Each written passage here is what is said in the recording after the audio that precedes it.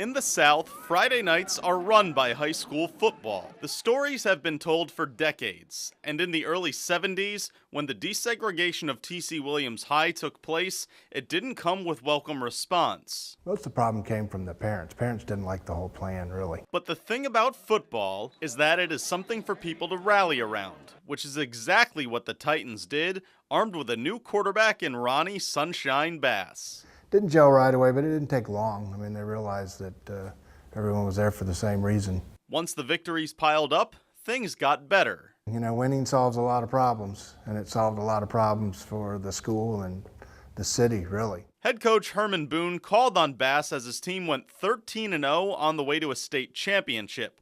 But like any good player-coach relationship, the bond goes well past the high school years, and Coach Boone still calls on him today. You guys get the phone if you need.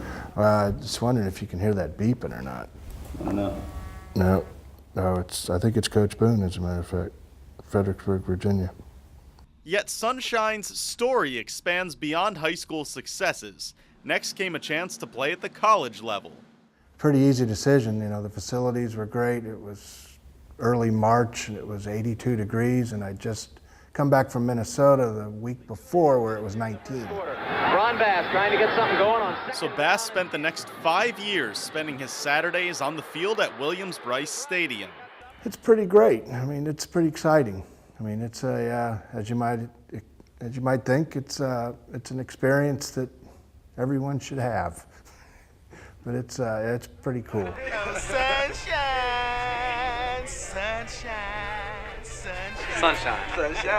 The story of T.C. Williams' run brought national attention to a new generation decades later. Come on now. Don't let me hanging, bro. Come on. As Remember the Titans put a spotlight on Bass and his teammates. You know, basically first we heard someone was writing a screenplay and was going to do a movie, and of course none of us believed it. And then 2 years went by and we hadn't heard anything else about it, and then all of a sudden we found out it was going to happen. Ronnie Bass. Coach, you best going back in, man. Not a quarterback.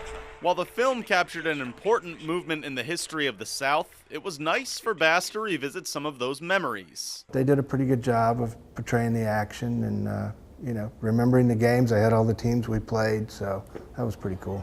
These days, football is still just as important to Sunshine. Oh, yeah. All right. But he takes in the game from a different perspective, cheering on his son, Ronnie Jr., who is the starting quarterback of North Myrtle Beach High School. It's tough.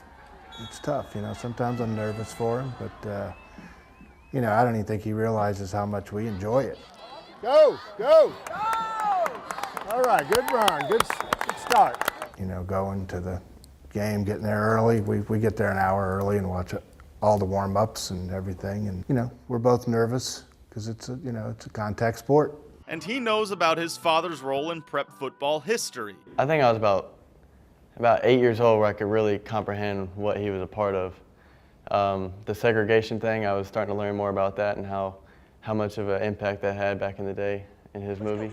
While the film helped him understand just how much talent Dad had in high school. Louis, let him through, all right? What? Just let him through. Well, there was one part where a guy got through the line and he kind of flipped him over his shoulder. And I was like, I've never seen my dad do something like that before. While Ron was able to relive his high school days through a major movie, Well, they were playing awful deep. he gets to do so again when seeing his son out on the field.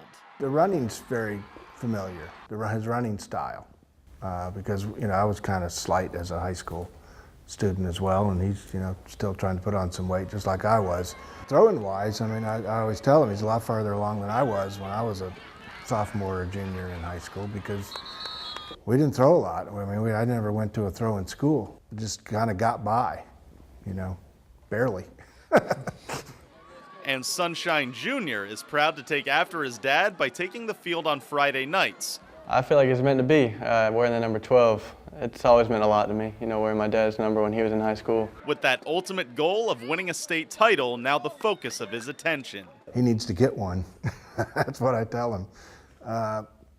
No, I mean, it's, I don't know, I guess it's not out of the realm of possibilities. You just got to win a few games.